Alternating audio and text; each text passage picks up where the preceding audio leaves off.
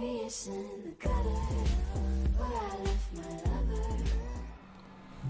YouTube, what's going on? It's your boy Wow is right. Welcome back to another video. Welcome back to NBA 2K24. Okay, so it's just after the top 5 event. A new patch came out. It is October 10th, 10/10, and they're saying this is the best patch. This fixed the game. There's a bunch of stuff that has been updated. I'm gonna go over just a few things, and I'll leave. If you want to go to NBA2K.com, you can read the whole patch notes, or find them on Twitter. They have a link. You can go to read everything by yourself.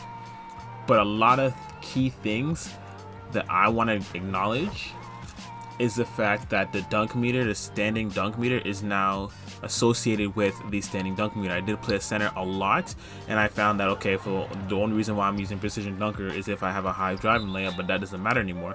So I might actually go back and remake a center for that reason, because I don't need a higher driving dunk. I just really don't, right? But that's a big thing for me, okay? And then they also have, when blockers jump early and land on the ball handle, that happens so much to the point where you were going out of bounds. Sometimes it's not even your fault. You get stuck in that animation and there's no foul. It's considered a contested shot. It's like there's no penalty for you jumping early or jumping at all. If you had gold or Hall of Fame Pogo, you can just keep jumping and it's going to be a contest, or there's going to be no foul call. Like a lot of times, it's just the animations look flagrant, right? So that's kind of insane, but you know, we're gonna move on a little bit, okay? But they're glad they changed that. So a better shot coverage detection for open and wide open shots. That seems like a better buff, because you know sometimes people had their hand down and you know it would still be a contest, right? But it seems like they changed that a little bit with the open and wide open shots. So chances are, if you had a shooting build, you're gonna shoot even better. If you don't have the best shooting, you're probably gonna be good at shooting anyway. So a slight buff to close shots, which is really good, because point guards, like 6'4" point guards, could stop centers who have like I had an 84 close shot. I'd pump fake, get the center in the air, go up on the point, the guard that's there, and the guard would stop me from scoring on the inside. Like that's like Joel Embiid getting stopped by Steph Curry in the paint. Like that doesn't make any sense, and he can just stand over him and just jump and lay the ball in, right? It makes no sense. So they buffed that a little bit, which is really, really good. Okay. There's another saying here, fixed an exploit that allowed players to double dribble. I've never seen that happen, but I guess it's only 1v1 games. I heard about this removed pass interceptions right stick up. I heard that was a huge thing when it came to Pro-Am especially. Updated adrenaline system to account for successfully stopping the post. I didn't see too many post moves, but you know that's good. That's very, very good.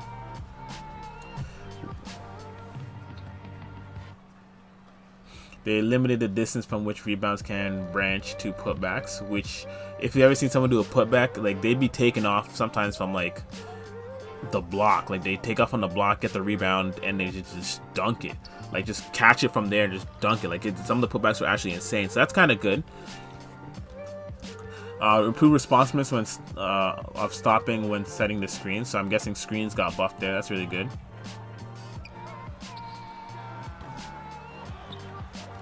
Addressing a rare issue preventing players from being able to break out of certain pass animations. Okay, that's good. That's very good. Fix an excessive violations committed event from firing off multiple times incorrectly. Good defensive possession, incorrectly firing on free throws. Lazy defense now includes camping out of bounds and improved bad timeout logic for teammate grade. That sounds like it'll impact the rec a lot when it comes to randoms, because if you call a timeout on somebody who's, I don't know, about to go up for a dunk or something like that, most of the time people just spam the timeout until there's no timeouts left for the half or whatever, and then you got none left, so you can't call it on them again if they're about to take a bad shot or anything like that, right? So I mean, it's a way around it, but that's good. Fix an issue where the ball gets stuck in the stanchion. I mean, that's good. You know, that would be annoying if you got stuck in the game because the ball got stuck in the stanchion.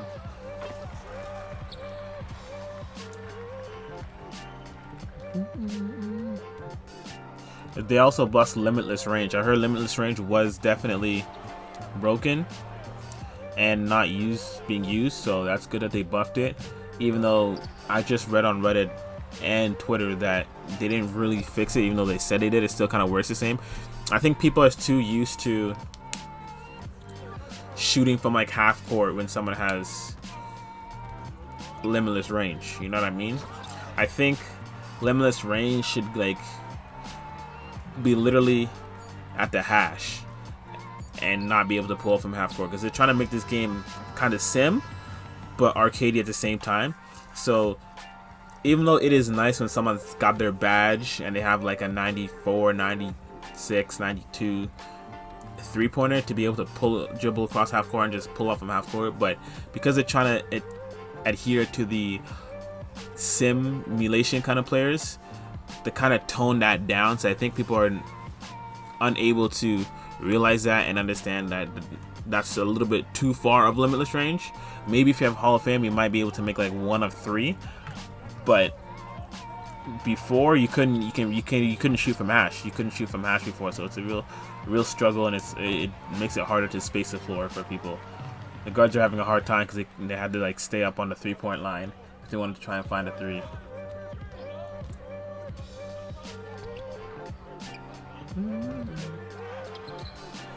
Improved foot planting to reduce unwanted out of bounds violations when shooting near the sidelines. Yes, if you got a bad pass and you jumped to try and catch the ball, or have to lean to the side to catch the ball, so many times you'd be going out of bounds, and it's so annoying.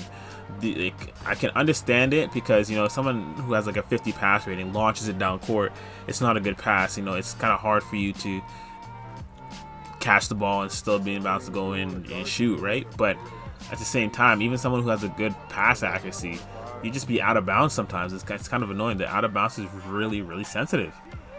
So they made an adjustment to your foot planting and stuff like that, which is really, really good. I'm seeing a lot of good things coming from these patch notes, and that's just from gameplay, which seems like it's more focused on online gameplay, nothing about my career or anything like that, which does it does affect it as well, shooting from limitless range and stuff like that.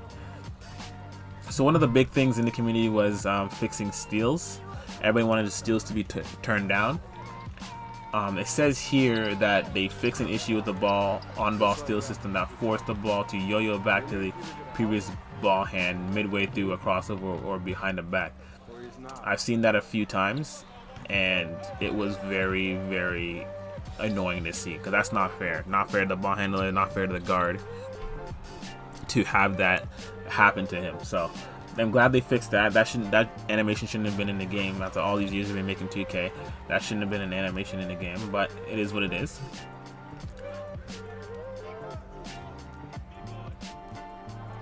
There are some little upgrades they've done to different teams. Philadelphia 76ers, the Jazz, updated uniforms, numerous enhancements to the UI have been made across all modes to improve the overall experience. That's good. They improved the 2K app, which is also very good. Preparations for Season 2, including launching on Friday, October 20th, which is good. They've been prepping for that, which is really, really good. I'm expecting a lot of Halloween stuff. Some players have had general likenesses updates or adjustments made. Giannis, Cole Anthony, Imani Bates, Anthony Black, Wendell Carter Jr., Jordan Clarkson, and Gordon. A lot of players, male and female, looks like got their hair and faces redone, which is really good. So they have here city, pro-am, rec, and theater improvements. Okay. As you already may have noticed throughout the gameplay, they changed the rec. The rec had a minor tweak, and everything should be flowing smoother if you haven't played it yet. But if you want to know, yes, it seems like the games have been playing smoother. I've played a couple games before recording this video, and it feels like the game is playing smoother. But we'll go over some improvements to performance, stability, and visuals have been made, enhanced to overall experience in the city. That's just really good. Made changes to reduce user-reported latency during multiplayer games, which is what everybody was complaining about, right? Squads are now able to chat when waiting on the got next circles. That's pretty cool. Don't know That's cool. That's cool. That's a small life change. Not too many people talk, but that's cool. Progression earned in Pro Am and starting 5 games will now be retained if the opposing player leaves the game. That's really cool. Starting 5 is like a online My Career mode where you can take your player and whatever team you want, put him in that position, and you can go against somebody else who has a different team, right? So that's really good, because I heard that a lot of people leave. There's no benefit to it, so people just leaving consistently, right? Visuals on the Elite Court status menu have been improved so that all courts are more easily readable. That's really good. Custom shoes will now appear in the rec clothing category as intended. That's good. Stats will now properly appear in the team matchup overlay when Pro-Am. That also very good. To get on and off animations for various vehicles have been sped up, which is really good because it's kind of annoying when you slowly get on your scooter. Fix a rare issue that caused the loading icon to appear indefinitely when in the city. That's happened to me before. Resolve the rare timing issue that could cause players to show up as invisible after accepting an invite. That's interesting. Players appearing on the social menu can now be directly joined when in an available state. The social menu can now be used when waiting on the got next circles. That's really good. So you can, invite players, find players and stuff like that. That's really good. Social notifications will no longer appear when playing in games in the city. Look 1 and Look 2 can now be switched between as expected in the closest menu. Okay. Resolves an issue that could cause default clothing items to override equipped ones. Okay. Fixed a rare issue that in the tattoo parlor that prevented clothing from being removed, hindering placement. Okay. The heat check and recharge reward boost will now be properly applied in non-NBA games. Okay. Affiliation-specific rewards are now properly removed from players' inventory when transferring to the opposing one. Yeah, that's kind of fair. That's fair. Players will now be removed from the starting 5 games when idling for too long. That's good. Win streak count will now appear correctly during the post-game recap sequence after games in the city. Okay. The player matchup screen in the rec games will now correctly show the 4 best attributes for each player. That's good to know. That's very good to know. The difficulty of the initial Street Ball opponents have been lowered. Okay, Street Ball was easy anyway, so that doesn't matter. Valves will hang when quitting a Street Ball game during an action of replay. Address the functionality issue that could occur with the Street Ball player's selected menu after losing a rematch game. Okay, there's some My Mamba moments that have made improvements too. Let's go to career anything. Fix an issue with a single season record GOAT moments that could incorrectly carry over to them. Okay, so you know what? They made some good. The subsequent season and create unnecessary key games. Yeah, that's really good.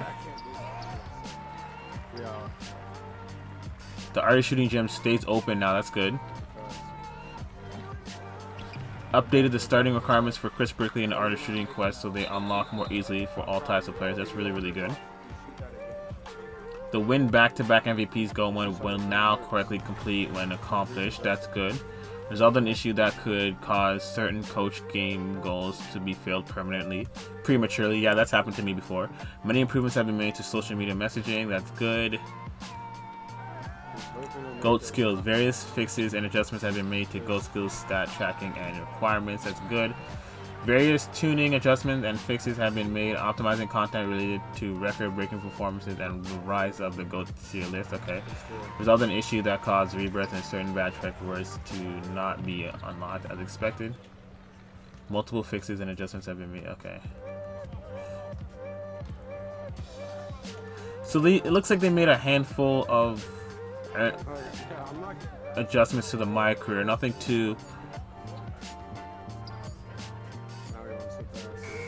too extensive, right? So it's just pretty much gonna feel like it's gonna play a lot smoother in My Career for sure. And then there's a bunch of My Team adjustments. I haven't played My Team yet, and My NBA adjustments, and I just don't play those modes too much. I play My Team at the end of the year, but not really during the year. You know what I mean? So it looks like the patches, or the patch, not patches. Maybe we'll go on another patch soon. Was very much useful. Like they actually listening to the community. you know, and they're actually trying to address issues deemed necessary. They don't want to change the gameplay too much, considering the game just came out and we already have a patch a month later. But you know, they seem like they did address things that needed to be addressed, that everyone mutually is agreeing to address, which is very, very good. So far, I've enjoyed the game. I can't wait to see what they do with the wreck come October, end of October, you know, Halloween. What season 2 is going to be like in about a week and a half. So far, I have to admit, the events that 2K is putting on, 2K is doing a lot of stuff, and the game feels nice. It's actually a fun game. I have played this game more than I have played 2K22 and 2K23. I'm not gonna lie. And I've just literally been playing Wreck. Playing Wreck solo has been so fun for me. I don't know why. Even though it's been frustrating. Even though it's been frustrating because people take dumb shots and they don't like to pass the ball. But overall, I've actually just been enjoying playing the game. I already have 3 builds. What you see on screen is my shot creating 3-point scorer, something like that. I forget what the name it is. But pretty much, he's a bucket if used correctly. You know, he's got 92 ball handle. He's got 94 3-pointer. He's got 91 steal and 75 perimeter defense. Meanwhile, having an 84 driving dunk for that LeBron James dunk package, which I heard is really, really good. So that's the build I'm currently using. And I know that my center just got buffed, so maybe I'll swing back to that guy and see what goes on there. But I want to know what you guys think about the game so far. I'm giving it an 8 out of 10 right now. Like, honestly, an 8 out of 10 right now.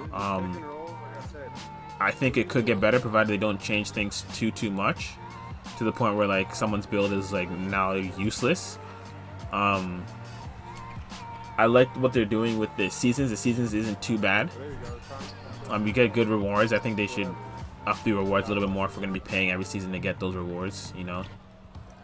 And then on top of that, I don't know. I feel like with the season's rewards, they should be exclusive to season and not like the last month of 2K, the final season of 2K, just have every level, the level 40 reward. You know what I mean? Like they did last year for 2K20. Last season, every level you went up, you got a reward from previous seasons. So it's pretty insane. But I like the rep system. It's just how it was in 2K15, 16, 17. It's a grind, but it's not too bad of a grind. You know, I think people are almost top 10 already. Some people are veteran 2s and veteran 3s already. Which, hey, you want the clout, you want the rewards from it, by all means. But I'm not trying to burn myself out by the end of the year. I feel like I'll probably hit starter 3 by the end of the year. I just want to be able to get to the point where any build I create is a 99, which I don't remember which one it is. I'm not that sure that's veteran 1 or veteran 2, but I kind of want to hit wherever that is, because I love making all different kinds of builds all the time. That's my favorite thing about 2K, just making different builds for various situations.